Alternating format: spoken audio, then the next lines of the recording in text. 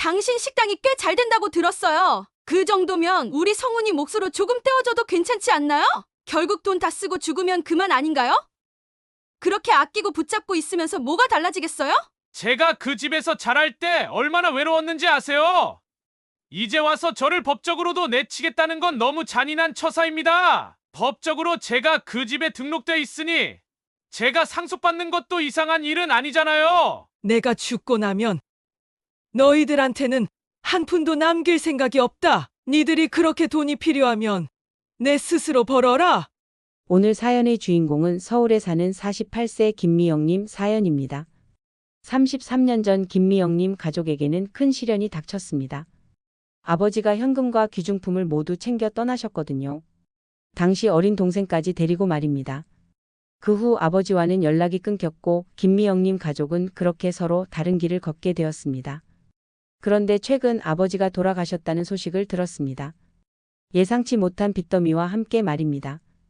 오늘 이야기는 한 가정의 아버지의 가출로 시작해 지금까지도 이어지는 복잡한 가족 관계와 그로 인해 생긴 기가 막힌 갈등에 대한 이야기입니다. 이 이야기를 들으시며 공감해 주시고 따뜻한 댓글 부탁드립니다. 구독과 좋아요, 알림 설정과 함께 오늘 이야기 시작하겠습니다. 안녕하세요. 저는 서울 변두리에서 평생을 살아온 48세 김미영이라고 합니다. 지금은 어느 정도 안정된 생활을 하고 있지만 제 어린 시절은 그리 평탄하지 않았습니다. 우리 집은 형편이 넉넉하지 않아 늘 빠듯한 생활을 이어갔지만 가족끼리의 정만큼은 부족하지 않았다고 믿었습니다. 저희 가족은 어머니의 헌신적인 노력 덕분에 지탱됐습니다. 어머니는 새벽부터 밤까지 반찬을 만들어 시장에서 장사를 하셨고 그 수입으로 저희 남매를 학교에 보낼 수 있었습니다. 당시 어머니의 손에는 늘 기름 냄새와 된장 냄새가 배어 있었습니다. 하지만 어머니는 그런 흔적조차도 자랑스럽게 여기셨어요. 너희가 잘 크기만 하면 나는 다 괜찮다라는 어머니의 말은 제 어린 시절의 힘이었습니다. 반면 아버지는 가족에게는 별로 관심이 없는 것 같은 사람이었습니다. 집에서 보내는 시간보다 밖에서 보내는 시간이 많았고 어떤 날은 돌아오지 않는 날도 있었습니다. 저는 당시 아버지를 잘 이해하지 못했습니다. 그저 일하느라 바쁘겠지. 어머니처럼 가족을 위해 힘쓰고 계시겠지 생각하며 지냈습니다. 어린 시절 저는 책 읽는 걸 좋아하는 조용한 아이였습니다. 집 근처 도서관에 다니며 소설과 시집을 읽는 게 유일한 즐거움이었습니다. 반면 오빠 기영은 운동을 좋아하는 활발한 성격이었고 동네 아이들과 축구를 하며 시간을 보냈습니다. 오빠와 저는 성격이 다르지만 서로에게 의지하며 자랐습니다. 그러던 어느 날 아버지가 성훈이를 집에 데려온 것은 제가 고등학교에 입학하기 직전의 일이었습니다. 그날도 어머니는 시장에 팔기 위한 반찬을 만들기 위해 바쁘게 일을 하고 계셨고 저는 집에서 책을 읽고 있었습니다. 그런데 낯선 발소리와 함께 아버지가 문을 열고 들어왔습니다. 그때 아버지의 옆에는 저보다 어린 남자아이가 서 있었습니다. 성훈이는 고개를 숙인 채 아버지의 바지자락을 꼭 붙잡고 있었습니다. 성훈이의 옷차림은 단정했지만 얼굴에는 왠지 모를 불안감이 가득 차 있었습니다. 아버지는 어색한 미소를 지으며 말했습니다. 이 아이는 내 아들이다. 앞으로 이 집에서 함께 지낼 거야. 아버지는 그렇게 말하며 성훈을 어머니와 우리 앞에 데려왔습니다. 어머니는 그 말을 듣고 차마 말문을 열지 못한 채 한참 동안 조용히 앉아 계셨습니다. 오빠와 저는 상황을 이해하기도 전에 혼란스러운 감정에 휩싸였습니다. 그날 이후 성훈이는 저희 집에 머물게 되었습니다. 성훈이는 조용하고 소극적인 성격이었습니다. 처음에는 저희에게 쉽게 말을 걸지 않았습니다. 밥을 먹을 때도 항상 고개를 숙이고 있었고 눈이 마주치면 얼른 시선을 피하곤 했습니다. 어머니는 상훈이에게 별다른 질문을 하지 않으셨지만 성훈이의 옷을 깨끗이 빨아주고 밥을 챙겨주며 최선을 다해 보살피셨습니다. 어느 날 저는 조심스럽게 아이에게 말을 걸었습니다. 이름이 뭐야? 아이는 작게 대답했습니다. 성훈이에요. 몇 살이야? 12살이요. 그 짧은 대화에서 저는 성훈이가 겁에 질려 있다는 것을 느꼈습니다. 성훈이가 우리와 함께 살면서 얼마나 불편하고 외로울지 생각하니 마음이 묘했습니다. 하지만 그 이상 다가가기는 어려웠습니다. 저도 성훈이를 가족으로 받아들이는 것이 쉽지 않았습니다. 어머니는 성훈을 바라보며 깊은 고민에 빠지신 듯 했습니다. 한밤중에 부엌에서 혼자 계시는 어머니의 뒷모습을 보며 저는 조심스레 물었습니다. 엄마, 괜찮으세요? 어머니는 작은 목소리로 대답하셨습니다. 미영아, 애는 무슨 죄가 있겠니? 그 아이도 참 불쌍하다. 내 아버지가 이런 일을 벌였지만 성훈이를 내칠 순 없지 않겠니? 어머니의 말에 저는 더 이상 아무 말도 할 수 없었습니다. 그 말 속에는 분노와 체념, 그리고 어쩔 수 없는 연민이 섞여 있었습니다. 며칠 후 아버지는 어머니께 성훈을 자신의 호적에 올리겠다고 선언하셨습니다. 당시 어머니는 경악하며 물으셨습니다. 그게 무슨 소리예요? 이 아이가 당신 자식이라지만 우리 호적에 올린다니 말이 되는 얘기입니까? 아버지는 오히려 뻔뻔한 태도로 대답했습니다. 아이 엄마가 죽었으니 내가 책임져야지. 내 호적에 올리는 게 당연한 거 아니겠나. 그 말을 들은 어머니는 며칠 밤을 지새우며 고민하셨습니다. 성훈을 내치고 싶지는 않았지만 우리 가족의 호적에 올리는 것은 완전히 다른 문제였기 때문입니다. 그러나 아버지의 끊임없는 압박과 집안의 평화를 유지하려는 마음에 어머니는 마지못해 동의하셨습니다. 좋아요. 아이를 호적에 올리는 건 받아들이겠어요. 하지만 당신이 책임지고 이 아이를 잘 키워야 해요. 어머니는 그렇게 말씀하셨지만 마음 깊은 곳에서는 큰 상처와 혼란을 느끼셨습니다. 성훈은 결국 우리 가족의 호적에 올라갔습니다. 성훈이는 우리와 같은 가족관계 등록부에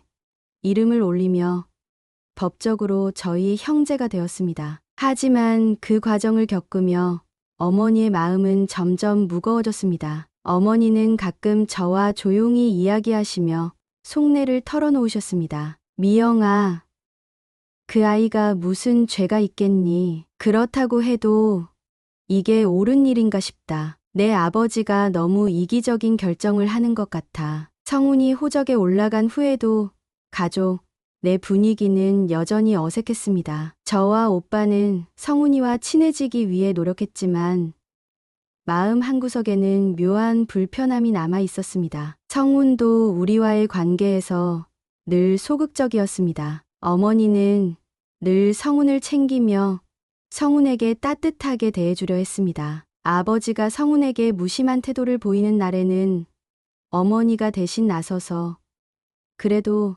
너희 아버지는 너를 위해 이렇게 하고 있단다라고 달래주셨습니다. 어머니는 성훈을 챙기셨지만 그 과정에서 웃음이 사라지신 것 같았습니다. 성훈도 어머니의 정성에 감사하다는 듯 조용히 생활했습니다. 학교에서 돌아오면 혼자 숙제를 하고 어머니가 내어주시는 밥을 먹고는 방으로 들어가곤 했습니다. 그러면서 성훈이는 점점 집 안의 분위기에 적응해가는 듯 보였습니다. 가끔씩 어머니와 함께 텔레비전을 보며 작게 웃는 모습도 볼 수 있었습니다. 그러나 이내 3년 뒤 아버지가 집을 떠나며 성훈을 데리고 사라졌습니다. 어느 날 학교를 마치고 집에 돌아왔는데 문이 활짝 열려 있었고 이상한 느낌에 조심스레 들어갔더니 집 안은 엉망진창이었고 어머니가 힘없이 앉아 있었습니다. 어머니의 숨겨둔 현금과 귀중품이 사라졌고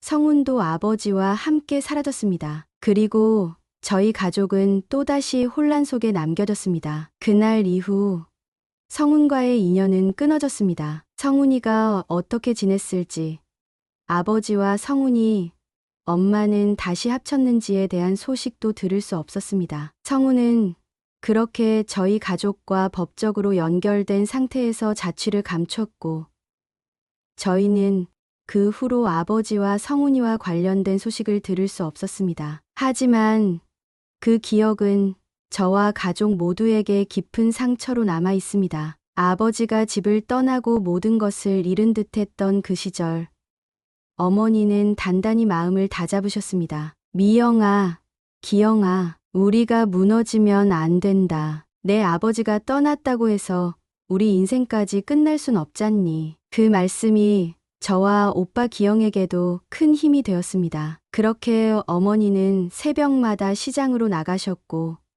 반찬을 만들어 팔던 시장 구석에 자리를 깔고 집에서 만든 칼국수를 팔기 시작했습니다. 손으로 반죽을 하고 직접 면을 뽑아 끓인 칼국수는 어머니의 손맛 덕분인지 시장 상인들에게 금세 입소문이 났습니다. 어머니가 장사를 시작하셨을 때 메뉴는 단 하나, 바지락 칼국수였습니다. 어머니는 매일 새벽 시장에서 신선한 바지락을 사오시고 밀가루 반죽을 손수 치셨습니다. 가끔 저는 그 모습을 옆에서 도왔습니다. 미영아, 반죽은 이렇게 힘을 줘야 쫄깃한 면이 나와. 어머니의 굳은 손은 반죽을 치면서도 여전히 섬세하게 움직였습니다. 어머니의 칼국수는 단순히 맛있기만 한 것이 아니었습니다. 국물은 멸치와 다시마를 기본으로 하고 직접 담근 고추장을 풀어 칼칼하면서도 깊은 맛을 냈습니다. 그 맛에 사람들은 점점 모여들었고 시장 상인들은 김여산의 칼국수를 점심으로 먹기 시작했습니다. 그렇게 몇 년간 노점을 이어가던 어머니는 모은 돈으로 시장 근처 작은 가게를 하나 구하셨습니다. 좁은 공간에 테이블 4개를 놓은 아주 작은 식당이었지만 어머니는 이 공간에서 꿈을 꾸셨습니다. 우리 가게에서 온 동네 사람들이 배불리 먹고 행복해졌으면 좋겠다. 어머니는 가게를 열면서 칼국수 메뉴를 조금 더 늘리셨습니다. 기본 바지락 칼국수 외에 해물 칼국수와 얼큰 칼국수를 추가하셨습니다. 그리고 손님들에게는 언제나 따뜻한 웃음과 함께 말씀하셨습니다. 더 필요한 거 있으세요? 국물 더 가져다 드릴게요. 맛있게 드세요. 그 정성 덕분인지 손님들이 점점 늘어났습니다. 특히 비 오는 날이면 사람들은 어머니의 칼국수를 먹기 위해 가게 앞에 길게 줄을 서곤 했습니다. 비 오는 날엔 칼국수가 딱이지. 이 집 국물은 정말 끝내줘. 김여산의 칼국수는 면부터 달라. 쫄깃쫄깃한 게 손으로 뽑아서 훨씬 맛있어. 손님들이 늘어나면서 가게는 점점 동네의 명소로 자리 잡았습니다. 시장에 오던 상인들뿐만 아니라 근처 공장 직원들, 동네 주민들까지 어머니의 칼국수를 찾았습니다. 점심시간이 되면 가게 앞에는 줄이 길게 늘어서고 가끔은 어머니가 장사를 마치고도 앉을 새 없이 반죽을 치셔야 했습니다. 엄마, 이제 저희도 칼국수 반죽 배워야겠어요. 도와드릴게요. 그래,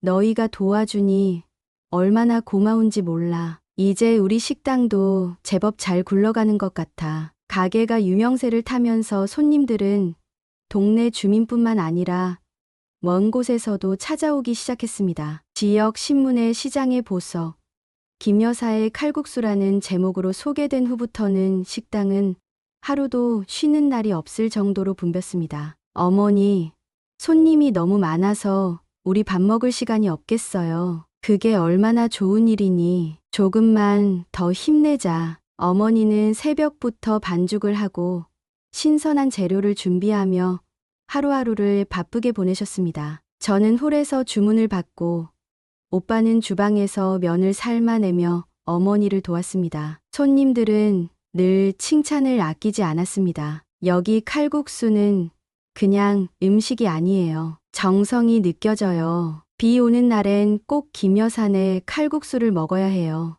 이 집 국물은 끝내줘요. 가게가 너무 잘 되다 보니 손님을 다 수용하지 못하는 일이 생기기 시작했습니다. 손님들은 이 근처에 한 군데 더 있으면 좋겠다라며 아쉬움을 표현했습니다. 어머니는 고민 끝에 근처 도심의 두 번째 가게, 즉 분점을 열기로 결심하셨습니다. 미영아, 기영아, 우리가 여기까지 왔는데 조금 더 노력해보자. 손님들에게 더 편리하게 칼국수를 대접할 수 있으면 좋잖니. 분점은 첫 가게보다 훨씬 큰 규모로 오픈했습니다. 주방도 넓었고 테이블도 2배 이상 많아졌습니다. 오픈 첫날부터 손님이 몰려들었고 직원들을 새로 고용할 만큼 분점은 순식간에 자리를 잡았습니다. 김여산의 칼국수 분점도 원래 가게만큼 맛있어요. 여기 칼국수는 어디서 먹어도 한결같이 맛있어요. 재료부터 다르더라고요. 어머니는 본점과 분점을 오가며 직접 음식 맛을 관리하셨습니다. 재료는 여전히 어머니가 직접 시장에서 고르셨고 반죽은 어머니의 기준에 따라 직원들이 엄격히 따라야 했습니다. 어머니의 칼국수가 이렇게 성공할 수 있었던 이유는 단순한 맛 때문만은 아니었습니다. 손님 한 명 한 명에게 정성을 다하며 따뜻하게 대해주셨던 어머니의 마음이 있었기 때문입니다. 오늘도 와주셔서 감사해요. 국물 좀 더 드릴까요? 다음엔 꼭 친구분도 데려오세요. 서비스는 제가 챙길게요. 손님들은 칼국수를 먹으며 어머니의 진심을 느꼈다고 말했습니다. 특히 분점이 생긴 후에도 변하지 않는 맛과 어머니의 정성은 사람들에게 깊은 인상을 남겼습니다. 몇 년 후 김여산의 칼국수는 지역을 넘어 전국적인 인지도를 얻게 되었습니다. TV 프로그램에서도 어머니의 칼국수를 소개했고 외식 업체들로부터 프랜차이즈 제안이 들어오기 시작했습니다. 하지만 어머니는 신중하셨습니다. 내 이름을 걸고 하는 일이잖니. 손님들에게 실망을 줄 수는 없어. 어머니는 본점과 분점의 음식 맛을 유지하기 위해 분점을 늘리지 않았지만 어머니의 칼국수 식당은 이제 단순히 음식점이 아니라 우리 가족이 다시 일어서게 만든 희망의 상징이 되었습니다. 손님들은 여전히 어머니의 칼국수를 찾으며 이렇게 말합니다. 이 집 칼국수는 주기적으로 먹어줘야 해요. 다른 곳에선 이 맛을 낼 수 없어요. 어머니는 여전히 새벽마다 시장으로 나가십니다. 건강이 예전만 못하지만 손님들에게 맛있는 칼국수를 대접하는 것이 삶의 보람이라고 말씀하십니다. 미영아, 너희가 있어서 여기까지 올 수 있었어. 앞으로도 우리 가족이 힘을 모아 더 많은 사람들에게 맛있는 음식을 대접해드리자. 어머니의 칼국수 식당은 오늘도 많은 사람들로 붐볐고 우리 집 형편도 점점 나아지고 있었습니다. 하지만 아버지의 부재는 결코 메울 수 없는 빈자리로 남아 있었습니다. 저희 가족은 그렇게 서로에게 의지하며 30년을 살아왔습니다. 아버지가 집을 떠나며 성운을 데리고 사라진 지 30년.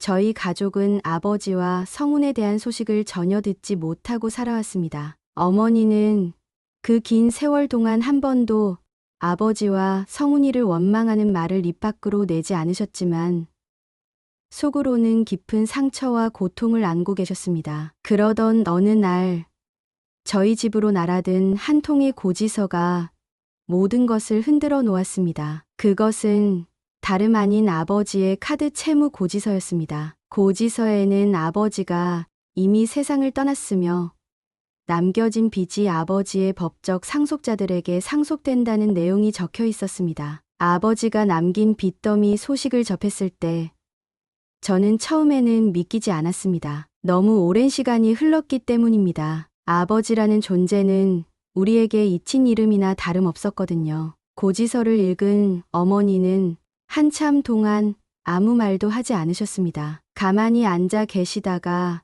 작은 목소리로 말씀하셨습니다. 결국 이렇게까지 우리를 괴롭히는구나. 고지서를 손에 들고 한참 동안 멍하니 서 있었습니다. 30년 전의 기억들이 떠올랐습니다. 아버지가 우리를 떠난 그날 어머니가 혼자 부엌 구석에 앉아 눈물을 삼키며 중얼거렸던 모습이 아직도 생생합니다. 괜찮다. 돈은 다시 벌면 된다. 애들만 잘 크면 된다. 라고 하시면서도 어머니의 눈은 붉게 충혈되어 있었습니다. 그렇게 오랜 세월 동안 어머니는 아버지 없이 저희를 키우셨고, 저희는 아버지의 빈자리에 대해 침묵하며 살아왔습니다. 그런데 이제 와서 아버지가 남긴 빚을 떠안아야 한다니 도저히 받아들일 수 없었습니다. 어머니도 소식을 듣고는 많이 힘들어 하셨습니다. 30년이나 지난 일이야. 그런데 왜 아직도 아버지가 우리 삶을 흔드는 걸까? 저와 오빠는 서둘러 빚 상속을 포기하는 절차를 밟았고, 문제는 일단락되는 듯 보였습니다. 그러나 이 과정에서 성훈이 여전히 우리 가족의 호적에 남아있다는 사실이 드러났습니다. 성훈은 아버지가 떠나기 전 우리 가족의 호적에 올라가 있었습니다. 당시 아버지의 결정에 따라 성훈은 법적으로 어머니의 자식으로 등록되었고, 가족관계 등록부에도 이름이 올라 있었습니다. 아버지가 사라진 이후로 성훈과의 관계는 끊겼지만 법적 기록은 여전히 남아있던 것입니다. 어머니의 한숨은 깊고 무거웠습니다. 어머니는 먼저 빚을 정리하기 위해 이복 동생 성훈과 연락을 시도했습니다. 내가 이 문제를 다 안고 갈 순 없어. 그 아이도 책임이 있으니까 상의해보자. 또한 어머니는 성훈이 법적으로 우리 가족의 일원으로 남아있는 것이 향후 어떤 문제를 가져올지 걱정하셨습니다. 특히 어머니가 힘들게 일구신 재산이 성훈과 연결될 가능성에 대해 깊은 고민을 하셨습니다. 성훈이는 내 자식이 아니야. 이젠 더는 우리 가족과 얽히지 않게 해야겠구나. 미영아, 내가 평생 일해서 모은 돈이야. 너희와 오빠를 위해 쓴다고 생각하며 살아왔는데 성훈이에게까지 가는 건 내가 받아들일 수가 없다. 그런데 연락은 쉽지 않았습니다. 성훈이는 오랜 세월 동안 전혀 소식을 전하지 않았고 어디에 있는지조차 알 수 없었습니다. 몇 번의 시도를 거쳐 간신히 연락이 닿았지만 이복 동생 성훈은 차갑게 대답했습니다. 왜 이제 와서 저를 찾으세요? 저와는 더 이상 상관없는 일이잖아요. 그 말을 들었을 때 저는 참을 수 없는 분노가 치밀어 올랐습니다. 30년 동안 우리가 겪은 고통을 생각하면 그렇게 쉽게 나올 말인가 라고 묻고 싶었지만 입 밖으로는 나오지 않았습니다. 저희가 성훈이를 모질게 대했던 것도 아닌데 왜 이런 태도를 보이는 걸까 혼란스러웠습니다. 며칠 후 성훈과 만남이 이루어졌습니다. 그날은 비가 추적추적 내리고 있었습니다. 어머니는 마음을 굳게 먹고 성훈과 성훈의 어머니를 만나러 가셨습니다. 미영아, 이번엔 내가 직접 나서야겠다. 내 진심을 전하지 않으면 성훈이도 우리도 평생 얽혀 있을 것 같아. 저는 어머니의 손을 잡으며 말했습니다. 엄마, 제가 같이 갈게요. 혼자 가시면 안 돼요. 우리는 약속 장소로 향했습니다. 카페에 들어서자 이미 앉아있는 두 사람의 모습이 보였습니다. 성훈은 고개를 푹 숙이고 있었고 아버지의 내연녀인 성훈의 어머니는 팔짱을 끼고 창밖을 무심히 바라보고 있었습니다. 저희가 자리에 앉자 성훈의 어머니가 먼저 고개를 돌려 어머니를 바라보며 비웃는 듯한 표정을 지었습니다. 오랜만에 뵙네요. 아직도 저희를 못 놔주시는 거예요. 그 말에 어머니는 차분히 대답하셨습니다. 그쪽 때문에 내 삶이 망가졌지만 오늘은 원망하러 온 게 아닙니다. 해결해야 할 일이 있어서 왔습니다. 성훈은 고개를 들지 않고 어색하게 앉아만 있었습니다. 저는 그런 성훈의 모습을 보며 그가 자신의 어머니의 말에 동의하지 않는 듯한 느낌을 받았습니다. 어머니는 잠시 말을 멈추셨다가 깊은 한숨을 쉬며 말씀을 이어가셨습니다. 나는 네가 밉지 않다. 네가 무슨 죄가 있겠니? 하지만 성훈이 네가 내 아들이 아닌데도 우리 가족 관계에 묶여 있는 건 이제 정리해야 한다. 내 아버지가 만들어 놓은 문제를 이제는 끝내고 싶구나. 성훈은 그제야 고개를 들고 조용히 입을 열었습니다. 그럼 제가 어떻게 하길 바라시나요? 저는 아무것도 원하지 않아요. 그냥 제 인생을 살고 싶을 뿐입니다. 그 순간 성훈의 어머니가 말을 가로막았습니다. 그렇게 간단한 일이 아니죠. 우리 애가 그 집에서 자란 세월을 생각해 보세요. 그동안 받은 상처는 어떻게 할 건데요?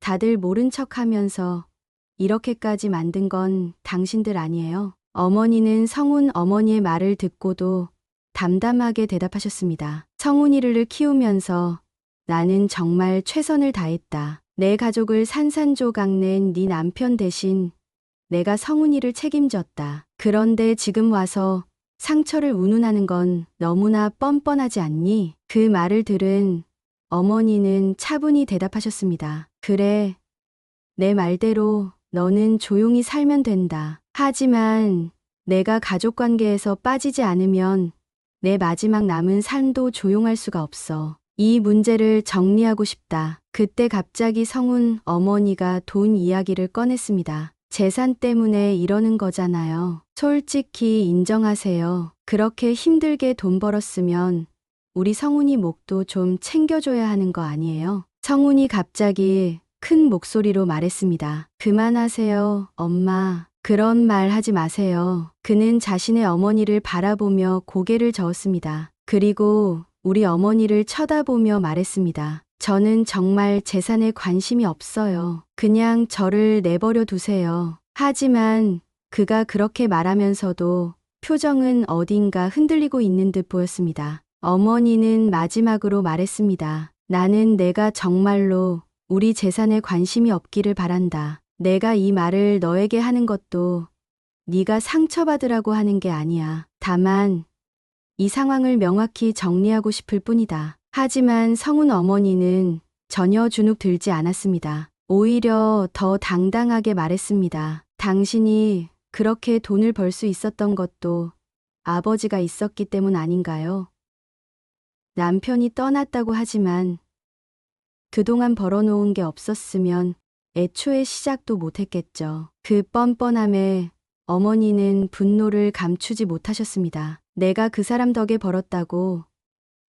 남편이 떠난 후 나는 새벽부터 밤까지 시장에서 일했고 손님들 앞에서 웃으며 하루하루를 견뎠다. 남편이 남긴 건 고통뿐이었다. 그런데 네가 감히 그런 말을 해? 어머니는 그날 성훈 어머니의 말을 듣고 더 이상 설득할 수 없다는 것을 느끼셨습니다. 결국 법적인 방법으로 문제를 해결해야겠다는 결심을 하게 되셨습니다. 변호사를 만나 상담을 받으신 어머니는 친생자 관계 부존재 소송을 제기하기로 하셨습니다. 유전자 검사와 성훈의 어머니인 아버지의 내연녀의 존재가 명확한 이상 소송에서 승소할 가능성이 높다는 조언을 받으셨습니다. 이건 복수하려는 게 아니야. 그냥 내 삶을 정리하려는 거다. 내 아버지가 만든 문제를 내가 풀어야 하니 참 기막히다만 이젠 내 마지막 남은 삶이라도 편히 살고 싶다. 어머니는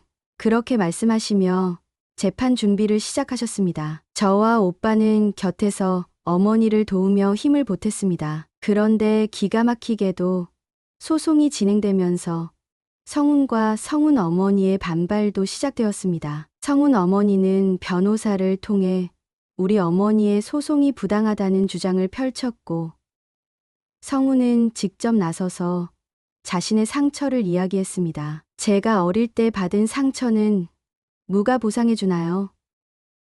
저는 이미 그 집에서 존재감 없는 아이였어요. 지금 와서 저를 법적으로도 내치겠다는 건 너무 잔인한 처사입니다. 그러나 어머니는 성훈의 말에도 흔들리지 않으셨습니다. 내가 받은 상처는 내 아버지가 만든 것이지 내가 만든 게 아니다. 이제는 우리도 너도 각자의 길을 가야 하지 않겠니? 그날 이후 성훈 어머니는 더욱 노골적으로 재산에 대해 탐을 내기 시작했습니다. 성훈 어머니는 재판 과정에서 어머니의 재산 내역을 파악하려고 시도했고 심지어 변호사를 통해 어머니의 식당 소유권과 그간 모은 재산 규모를 알아보려 했습니다. 어느 날 성훈 어머니가 이렇게 말했습니다. 당신 식당이 꽤 잘 된다고 들었어요. 그 정도면 성훈이 몫으로 조금 떼어줘도 괜찮지 않나요?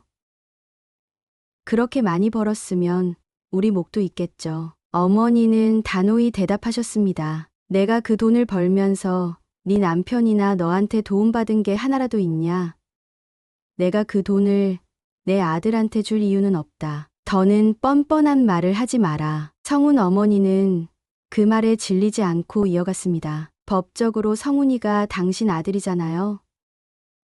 당신 호적에 올라가 있는데 그럼 당연히 재산을 받을 권리가 있는 거 아니에요?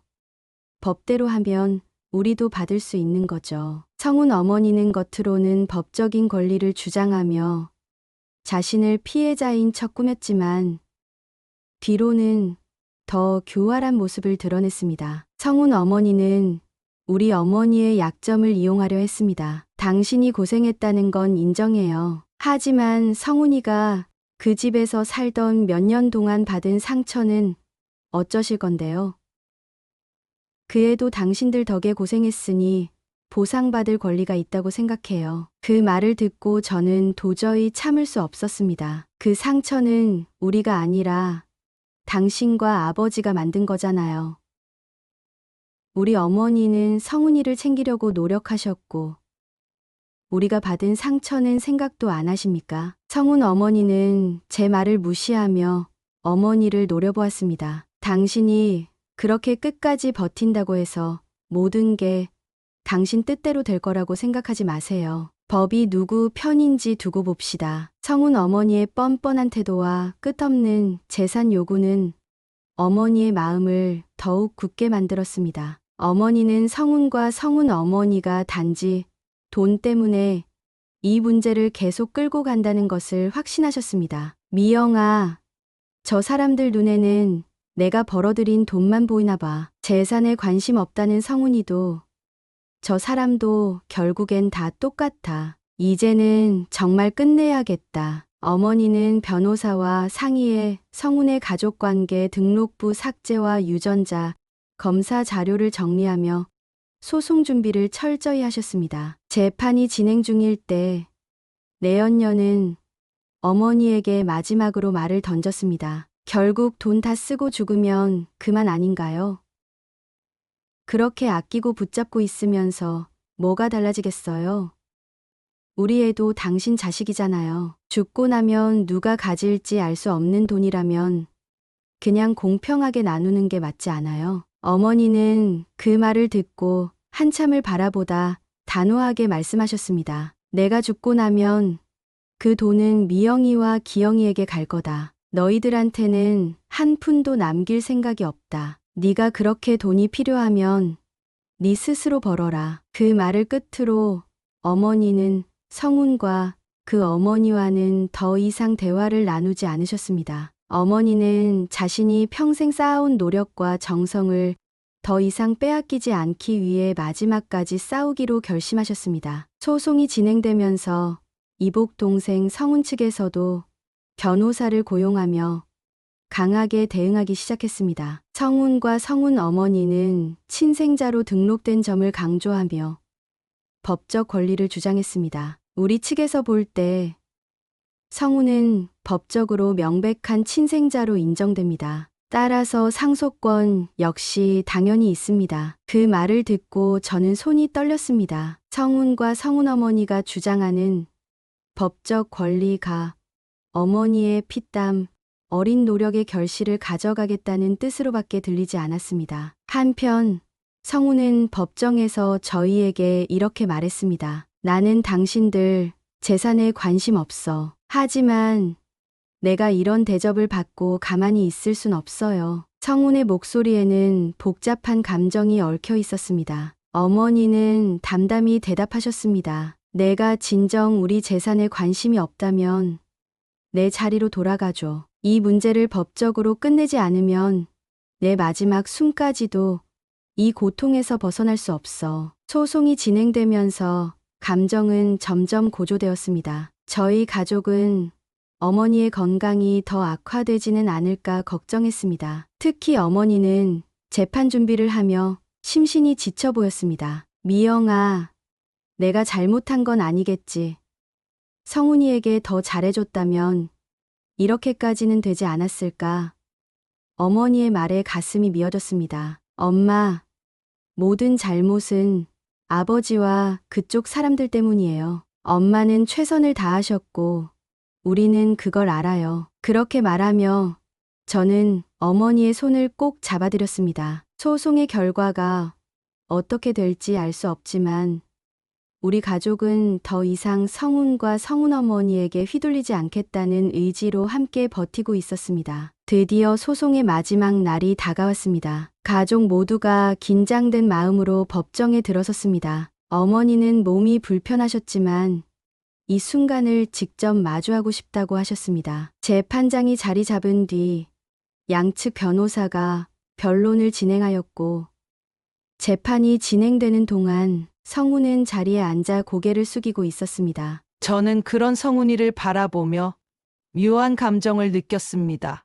분노와 연민이 뒤섞인 복잡한 감정이었습니다. 그 순간 성훈이 자리에서 일어섰습니다. 제가 이 집에서 살았던 3년은 제 인생에서 가장 혼란스러웠던 시간이었습니다. 어머니는 저를 받아줬지만 저는 그 집에 끼어들 자격이 없다는 걸 늘 느꼈습니다. 그렇다고 해서 지금 이 자리에서 나를 부정하는 게 옳은 일일까요? 성훈이의 목소리는 떨리고 있었습니다. 하지만 그 순간 성훈 어머니가 갑자기 끼어들었습니다. 이게 다 무슨 소용이에요.